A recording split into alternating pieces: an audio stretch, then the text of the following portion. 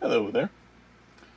I saw this knitting machine clock on Hackaday, and it opened my eyes that circular knitting machines are a thing, but it also kind of ground my gears because it wasn't really a clock. You couldn't use it to tell time. It's just, I think we can do better. I've made a few clocks for the makerspace over the years, and I haven't made one for Nova Labs 3.0 yet, and we do have a dearth of clocks. It would tickle me if it was something useful, sculptural, and legible, because if it's not a clock, it's just not a clock. Do have to refurbish my Capitol Hill Maker Faire clock. Bo was here. We brought this in, had everybody who attended there sign the frame. However, I used some of the stepper motors that I converted from unipolar to bipolar in one of the other videos. And if you hang one of these directly on those motors, you wear out the bearings in no time, so. That'll be a redesign in a future video. Should show. This is the clock from there. You can see it spins very freely. And this hangs nicely on it. But this shouldn't spin freely. It's a stepper motor with all the gears completely ground flat. So this is a video where I'm held back from the knitting machine by not knowing how they work or how to knit even a little bit. Thinking this will be probably a 2 or 3 part video, but I wanted to see if I can get this thing assembled and see how it would go. The easy way to do this would be to go to Nova Labs and talk to the people who actually do knitting and see what insights they could get, but where's the fun in that? I downloaded and printed this set of parts from Thingiverse. It was designed by Mr. Roboto19. Shout out. I'll throw the link in the description, of course. Link to the Hackaday videos as well. Thanks for the inspiration. But not a great description of how to build it or how the parts go together. So I'm going to try and needle together how it works. I'm going to try to use the parts in the description. Since I'm not making this as a knitting machine, more of just a clock that's making a tube of knit yarn. I'm going to try and simplify things. I did buy the proper automatic knitting machine needles. This is from Angora Valley. I'll put that link down in the description. I bought the needles, a circular spring that fits into the groove on the drum, as well as a little, I'm not sure what it is, but I feel like I need it. Knitters won't believe you're a knitter if you don't have one of these. See if we can get some focus on this guy. But these needles, it has a foot. This is actually what's going to be riding around and going up and down on the cams. And this flap, like it's pulled up, it covers the hook so you can slide down smoothly, or open it so you can hook onto parts. So the motion of these is what causes all of your knitting to happen. Anyways, let's see what we got. The knitting needles are held captive in this drum. Holds 60 needles. I picked 60 because that's how the ancient Sumerians did things. Those are the folks who first started telling time. Nobody's quite sure why they chose 60, but my favorite thing is for factors or fractions. The number 60 is easily divisible by 2, 3, 4, 5, 6, not 7, kind of breaks down from there. But that gives you 30, 20, 15, 12, and 10 minutes. It's just really convenient for specifying when you're going to meet someone or trying to make videos that are a 1/5 of an hour long. Kind of just how things work out. But these are slotted in here such that they can be sliding up and down in these grooves.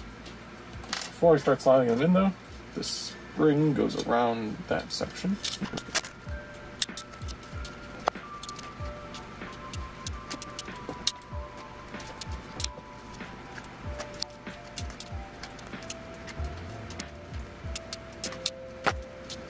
Making sure I didn't miss any.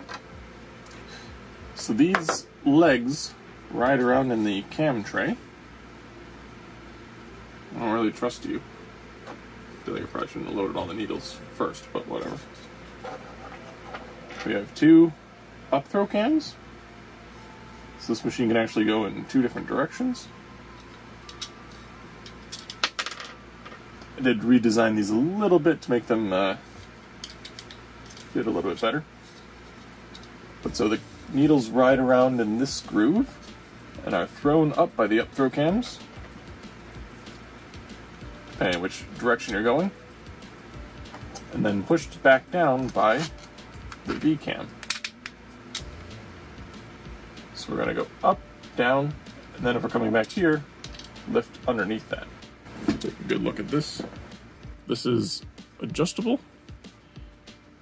And these screws are not quite long enough, but I want to just see if I can get it working and see if we can noodle out how it's supposed to go.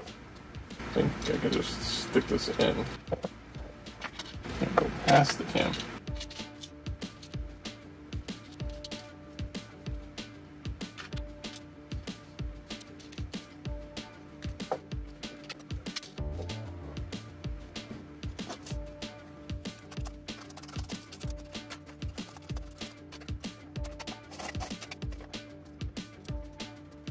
Bit of a chicken and the egg.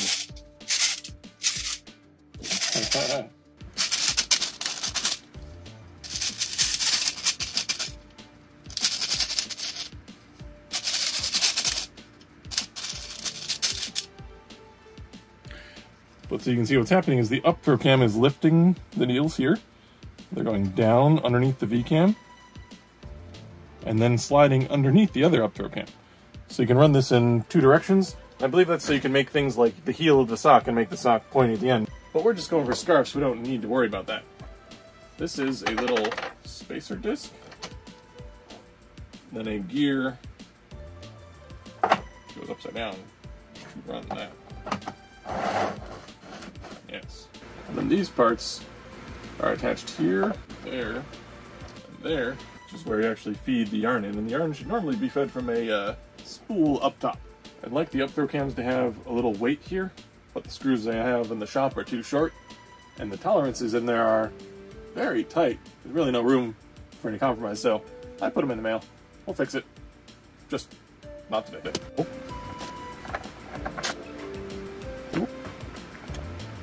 These are 15mm screws.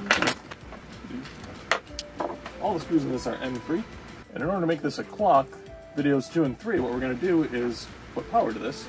We need to spin it around, I'm thinking once an hour, so that over a day you'll get 24 rows of scarf or sock or whatever you want to hose, I suppose, a tube.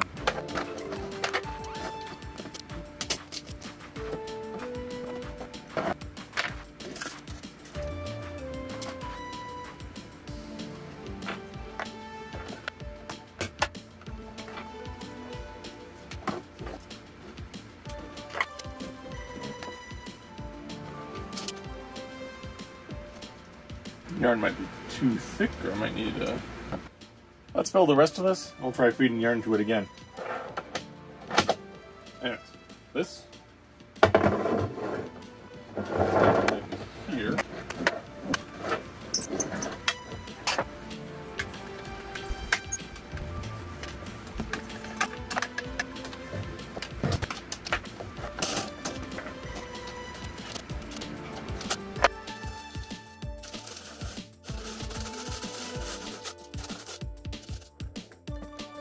Working a little better than expected.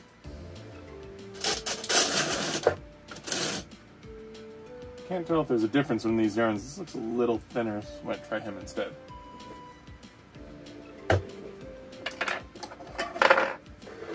This guy sneaks in there, so you can crank it. Made some parts to make that a little easier.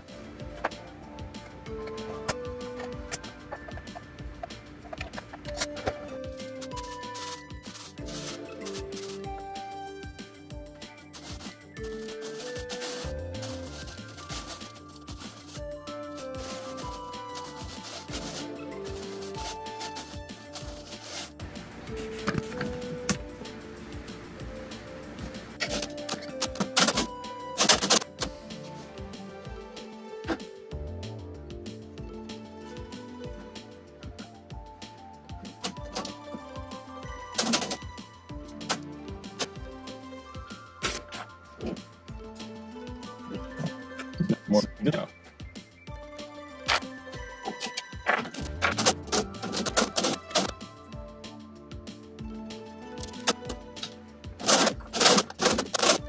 So one thing I noticed is it doesn't show you how to start stitching. But a couple of YouTube videos later, make some sort of device to hook the yarn.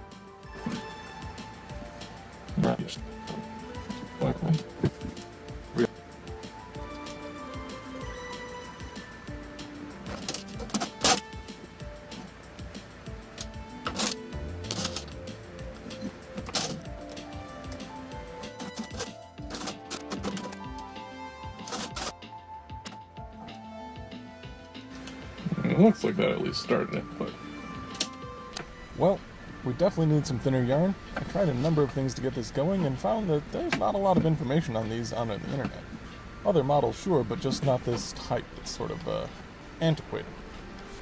I'm going to work up some parts to make this easier and work out ways to thread this reliably, because that's something that we're going to need to do repeatedly if we want to have this running continuously as a clock. I was hoping to get a little more functionality out of it than this, but it does spin. We got the yarn in there, we got the loading, we got the needles. All in all, could have gone worse. So this yarn is thinner. I do believe it'll work better. I'm gonna have to work on this, see what we can do with it, and see how I can go. We are getting some stitches.